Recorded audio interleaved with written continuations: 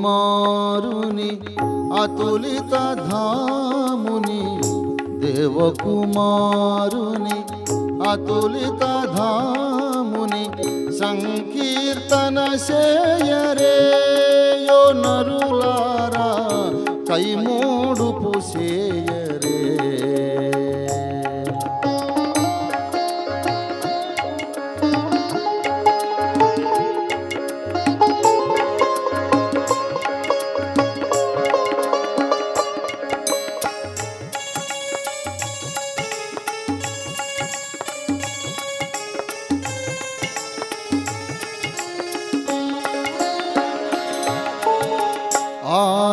ఆదియునంతము లేని నిరతుడై, ఆదియునంతము లేని నిరతుడై నరులను బ్రోవగా బలి అయి లేచిన కర్తను సేవింపరేయో నరులారా, కైమోడుపు చేయరే.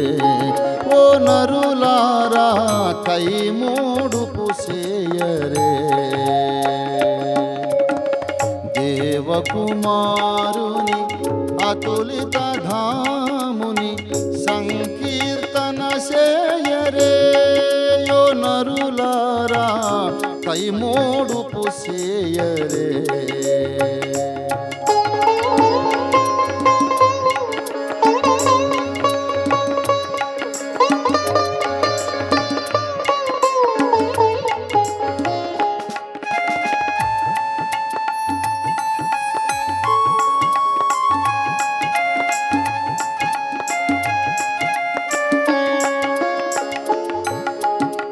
తన దురుధిరపు ధారల వలన, తన దురుధిరపు ధారల వలన మన యఘముల పరిహారమునర్చిన యేసుని నుతియుపరేయో నరులారా, కైమోడుపు చేయరే. యేసుని నుతియుపరేయో నరులారా, కైమోడుపు చేయరే. దేవకుమారుని అతులిత ధాముని సంకీర్తన చేయరేయో నరులారా, కైమోడుపు చేయరే.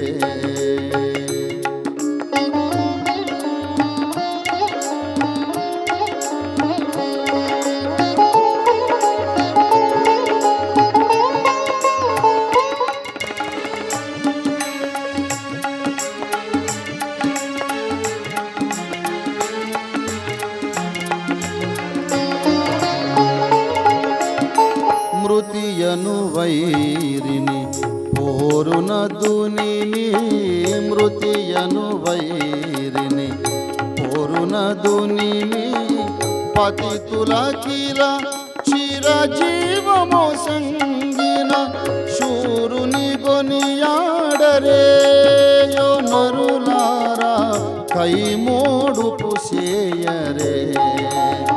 శూరుని కొనియాడరే ఓ నరులారా, కైమోడుపు చేయరే. దేవకుమారుని అతులిత ధాముని సంకీర్తన చేయరే. ఓ నరులారా, కైమోడుపు చేయరే.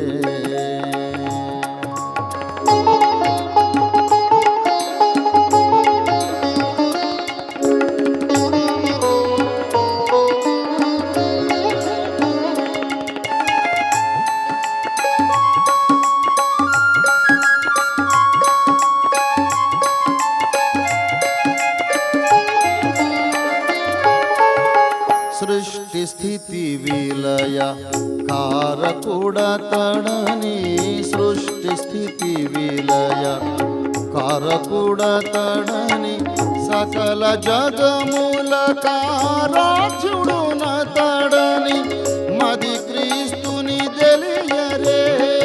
ఓ నరులారా పుడమిని చాటింపరే.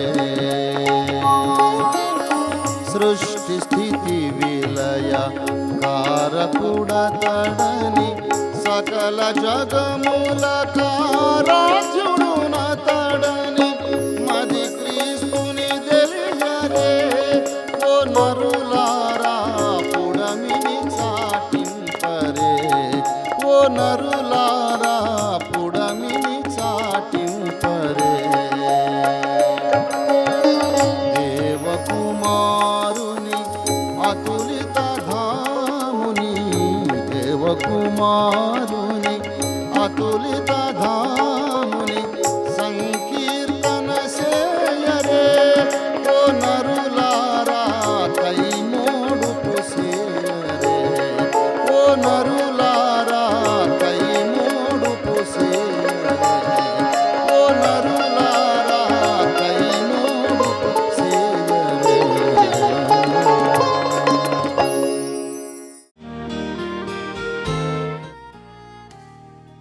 సర్వసమర్థుడైన క్రీస్తు ప్రభావమును పొంది ఆయన మార్గంలో నడిచిన ఎంతో మందికి ఆయన నూతన జీవితాన్ని ప్రసాదిస్తాడు.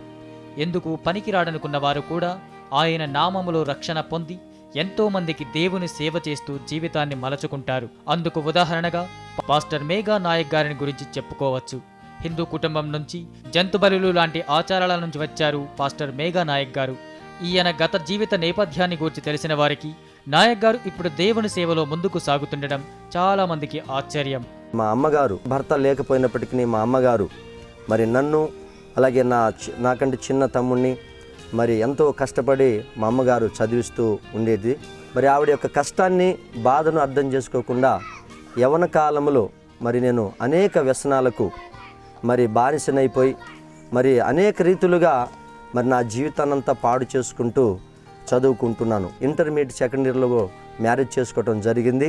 తర్వాత మ్యారేజ్ చేసుకున్నాను. ఒక బాబు ఒక పాప పుట్టడం కూడా జరిగింది. చిన్నప్పుడే తండ్రి, పెద్దన్నయ్య, చెల్లి చనిపోవడంతో ఇతని తమ్ముణ్ణి ఎంతో కష్టపడి పోషించింది ఆయన తల్లి. కానీ చదువుల కోసం పంపిస్తే చెడు స్నేహాలకు అలవాటై చదువును పూర్తి చేయలేకపోయాడు. అంతేకాక అతి చిన్న వయసులోనే ఇంటర్ సెకండ్ ఇయర్లో ఉండగానే పెళ్లి చేసుకోవడంతో కుటుంబ పోషణ భారంగా మారింది. ఆర్థిక ఇబ్బందులతో మానసికంగా నెమ్మది లేకుండా అశాంతితో ఉండేవారు. చెడు అలవాట్ల యొక్క వ్యసనాలు నన్ను ఎంతగానో పరుస్తున్నటువంటి సమయంలో మరి నా తమ్ముడు ఇప్పుడు ప్రజెంట్ పాస్టర్గా పనిచేస్తూ ఉన్నాడు. ఆయన ఒకసారి మరి నా దగ్గరకు రావడం జరిగింది గుంటూరు. నాకున్నటువంటి బాధలన్నీ మరి తమ్ముడికి చెప్పుకోవడం జరిగింది. అప్పుడు మా తమ్ముడు ఒక మాట అన్నాడు, అన్న మరి నీ జీవితంలో మంచిగా బ్రతకాలని, నువ్వు మనిషిగా మారి మరి కుటుంబాన్ని మంచిగా పోషించుకొని నీ వ్యసనాల నుంచి నువ్వు బయటపడి దేవునితో నువ్వు నడిచి నెమ్మది కలిగినటువంటి జీవితం నీకు జీవితంలో నువ్వు అనుభవించాలంటే మరి ఈరోజు జరిగేటువంటి కూటానికి వచ్చి దేవుని మాటలు వింటే నీ జీవితం ధన్యకరం అవుతుందని చెప్పి నాతో చెప్పడం జరిగింది. ఆ సమయంలో తన బాధనంతా తన సొంత తమ్ముడైన జోనాథన్ గారికి చెప్పుకోవడంతో అతను పాస్టర్ మేఘా నాయక్ గారిని ఓ క్రైస్తవ మీటింగ్కు రమ్మని పిలిచాడు. కానీ అప్పటికే అన్ని వ్యసనాలకు లోనైన ఇతనికి దేవుని పట్ల నమ్మకం లేదు. దాంతో ఇష్టం లేకపోయినా ఆ మీటింగుకు వెళ్ళాడు. అదే ఆయన జీవితాన్ని మలుపు తిప్పింది. అక్కడ చెప్పిన దేవుని గూర్చిన విషయాలు నాయక్ గారిని ఎంతో ఆలోచింపజేశాయి. ఆ బోధలు విన్న తరువాత అప్పటి వరకు లేని నెమ్మది, ప్రశాంతత వచ్చినట్టుగా ఫీల్ అయ్యాడు. అలా క్రమంగా రోజు చర్చికి వెళ్లడం అలవాటు చేసుకున్నాడు. దాంతో చెడు వ్యసనాల నుంచి కూడా విముక్తి పొందారు. దేవుని యొక్క మహిమను, దేవుడిచ్చే ఆనందాన్ని అనుభవిస్తూ ఉన్నాను. ఆ తరుణంలో మరి 2001 సంవత్సరం మార్చి 31వ తారీఖున నేను నా యొక్క భార్య మరి పాస్టర్ గారు ఇద్దరం కలిసి మరి బాప్తిస్మం తీసుకుని రక్షణ పొంది ఉన్నాం. 2001 మార్చి నెల 31వ తారీఖున రక్షణ పొందారు. ఆ వెంటనే 2002లో మర్రివేములలో టీచర్గా ఉద్యోగం వచ్చింది.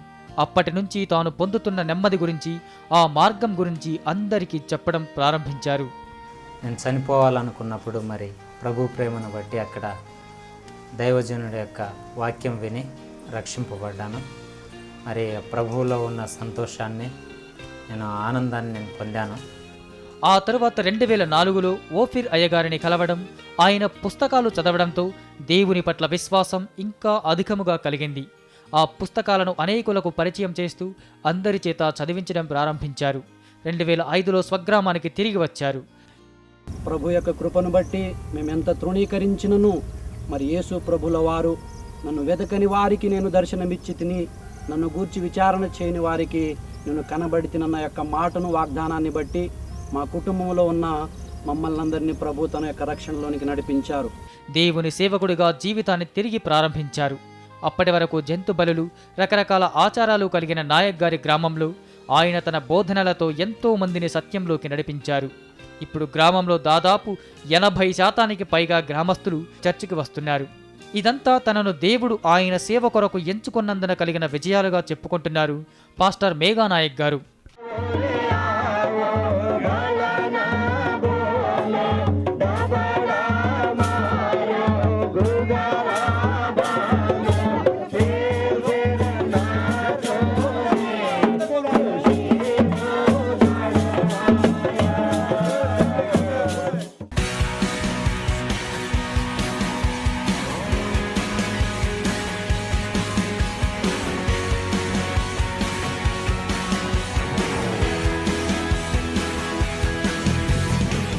సుప్రభాతం.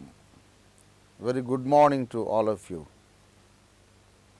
మరో రాత్రి దేవుని రెక్కల నీడన మనమందరము క్షేమంగా నిద్రపోయి ఈ వేకుని మేల్కొని దేవుని వాక్యాన్ని వినడానికి సన్నద్ధులమై ఉండగా మీకందరికీ మరోసారి సత్యాన్వేషణ కోసం ఆహ్వానం పలుకుతున్నాను. మీకందరికీ ఈ రోజంతా దేవుని కృప తోడైండునుగాక. ప్రియమిత్రులారా, నేటి మన ధ్యానము కొరకు లూకాసు వార్త 18వ అధ్యాయము 18వ వచనము చదువుతున్నాను, చిత్తగించండి.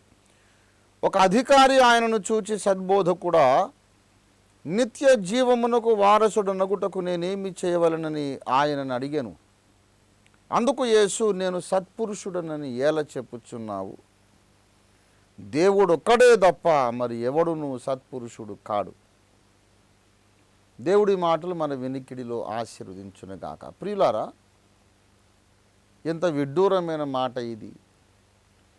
ఒక అధికారి వచ్చి, యూదుల అధికారి వచ్చి యేసును సగౌరవంగా సంబోధించాడు.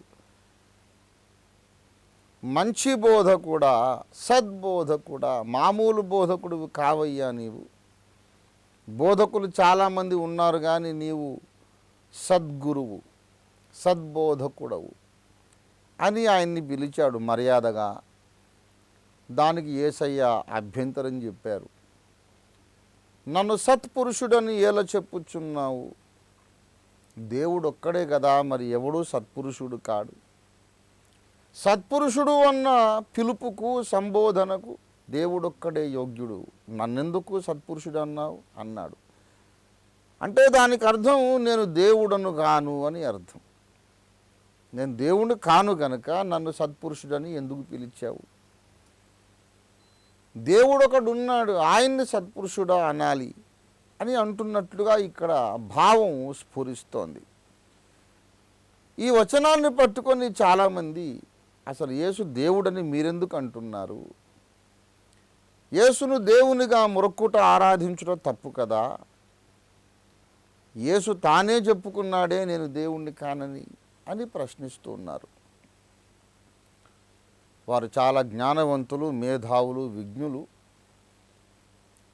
వారి జ్ఞానాన్ని నేనేమీ శంకించడం లేదు, కానీ మర్మము ఎరిగిన వాడిగా, దేవుని దాసునిగా వారికి సమాధానం ఇవ్వడానికి దేవుని చేత ప్రేరేపించబడి పూనుకుంటున్నాను. ప్రియులారా, గమనించండి. యేసు ప్రభువు వారు తాను ఇహలోక జీవిత కాలములో ఒక్కసారి కూడా నేనే దేవుడను, నన్ను ఆరాధించండి అని చెప్పుకోలేదు. ఇది వాస్తవం. అనేక మంది ముస్లిం మేధావులు, పండితులు కూడా ప్రశ్నిస్తున్నారు ఇదే విషయాన్ని. యేసుక్రీస్తు ప్రభు వారిని మేము కూడా గౌరవిస్తున్నామండి. 1,80,000 మంది ప్రవక్తల్లో ఆయన కూడా ఒకడు. ప్రవక్తలందరికంటే అగ్రగణ్యుడు, ప్రముఖుడు, గొప్పవాడు అని ఒప్పుకుంటున్నాం. ఈసా అలైహిస్సలాంకు హమ్ భీ మాన్తే హై, ఆయన్ని మేము గౌరవిస్తాం. కానీ యేసు ప్రభువు వారు ఒక్కసారైనా, యేసుక్రీస్తు వారు ఒక్కసారైనా తన ఇహలోక జీవిత కాలంలో నేను దేవుడనని చెప్పాడా? చెప్పినట్టుంటే మేము వింటాం, ఒప్పుకుంటాం. కానీ యేసు చెప్పుకోలేదే నేను దేవుడినని. నేను దేవుడను కాను అని అర్థం వచ్చే మాటలు ఎన్నో చెప్పాడు ఆయన. ఆయన నా తండ్రి నాకంటే గొప్పవాడు అన్నాడు. నా దేవా నా దేవా అని శిలువ మీద పిలిచాడని బైబిల్లోనే రాయబడి ఉంది.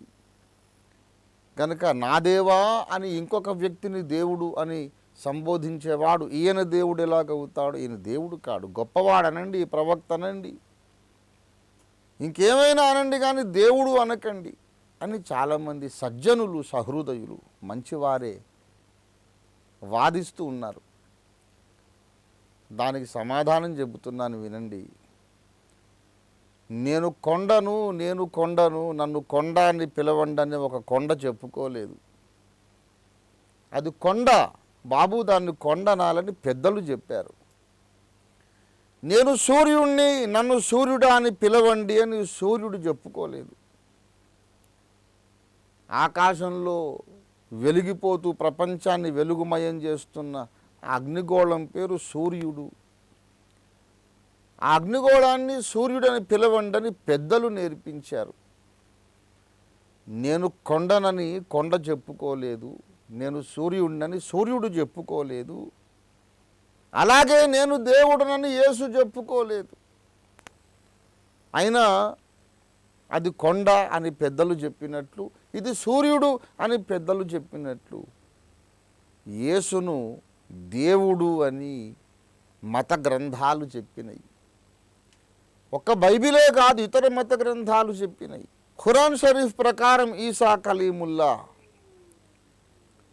యేసు దేవుని వాక్కు, అల్లాహ్ కా కలాం హై. ఈసా అల్లాహ్ కా కలాం హై, ఈసా అల్లాహ్ కా రూహ్ హై, ఈసా అల్లాహ్ కా జలాల్ హై. ఈ మూడు విషయాలు ఖురాన్ షరీఫ్ చెబుతోంది.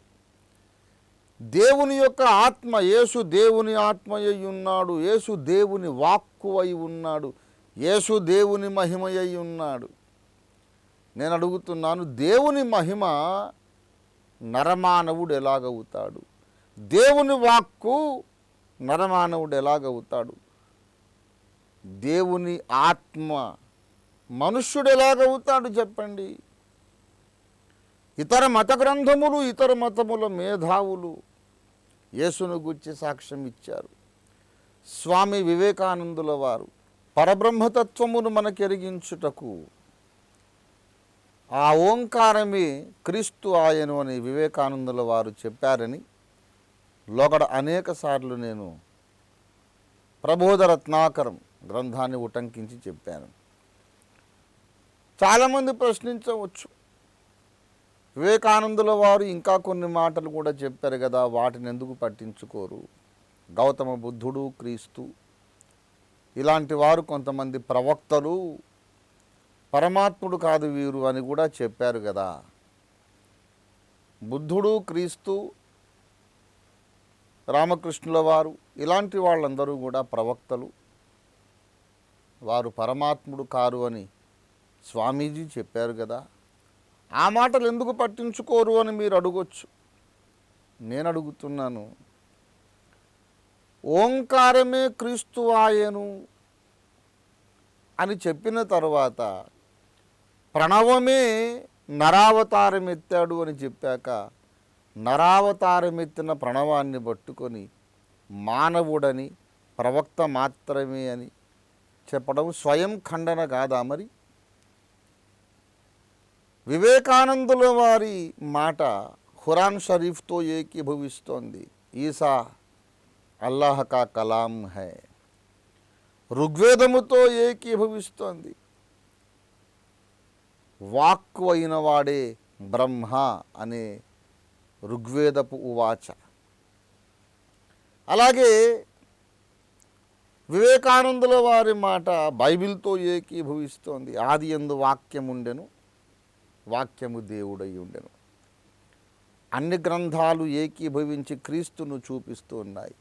యేసు దేవుని వాక్యము, యేసు దేవుని స్వరము, యేసు దేవుని మహిమ, యేసు దేవుని యొక్క దృశ్యరూపము, దేవుని కుమారుడు, ఆది మధ్యాంతరహితుడు. కనుక సూర్యుడు నేనే సూర్యుడినని గొంతు చించుకొని కేకలు వేయడు, కానీ సర్వ ప్రపంచానికి తెలుసు ఆయనే సూర్యుడని. నేనే దేవుడని యేసు చెప్పుకోలేదు, కానీ యేసు దేవుని ఆత్మ అని ఖురాన్ షరీఫ్ చెప్పింది కనుక దేవుని వాక్యమై ఉన్నవాడు నరమానవుడు కావడానికి వీల్లేదు. కనుక మేము చెబుతున్నాం, యేసు ప్రభువారు దేవుడు. యేసు దేవుడని బైబిల్ గ్రంథం పలుమార్లు చెప్పింది. యేసు నిజమైన దేవుడు, సర్వాధికారి అయిన దేవుడు, మహాదేవుడని బైబిల్ గ్రంథం చెప్పింది. కనుక యేసు ప్రభువారు వాస్తవానికి లోకరక్షకుడు. ఆ లోకరక్షకుని హృదయంలోకి రమ్మని ఆహ్వానించండి.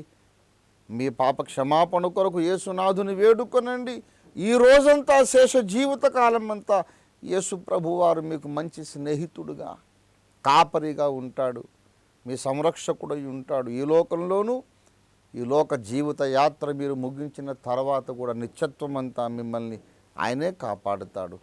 ఆ ప్రభువారి కృప మీకు తోడైండునుగాక. తథాస్తు.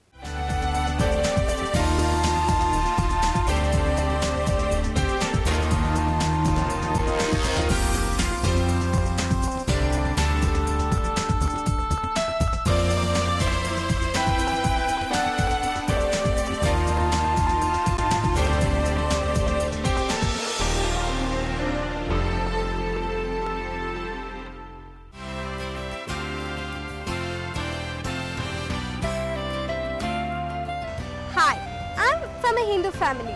Because of a healing miracle in my family, I started attending church. And I was very much fascinated about the change program in the church. When I was 10 years old, I realized that only Jesus can give me eternal life after death. And I also realized that no one's life is guaranteed.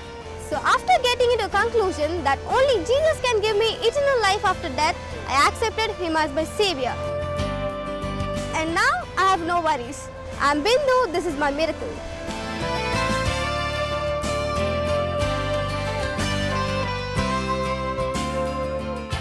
ప్రార్థన చేసుకుందాం. ప్రేమ కలిగిన మా మహాపరిశుద్ధ తండ్రి, మీరు పంపిన నీ పరలోక వర్తమానము కొరకు నీకు వందనాలు చెల్లిస్తున్నాం. విన్న వాక్యము మా అందరిలో ఫలింప చేయండి. యేసుక్రీస్తు ప్రభువా, నీ వివరవో గ్రహించే జ్ఞానము 50 మంది భారతీయులకు, ప్రపంచ మానవ కుటుంబ సభ్యులందరికీ నీ దయచేయమని యేసునామమున స్తుతించి ప్రార్థిస్తున్నాము తండ్రి. ఆమేన్, ఆమేన్.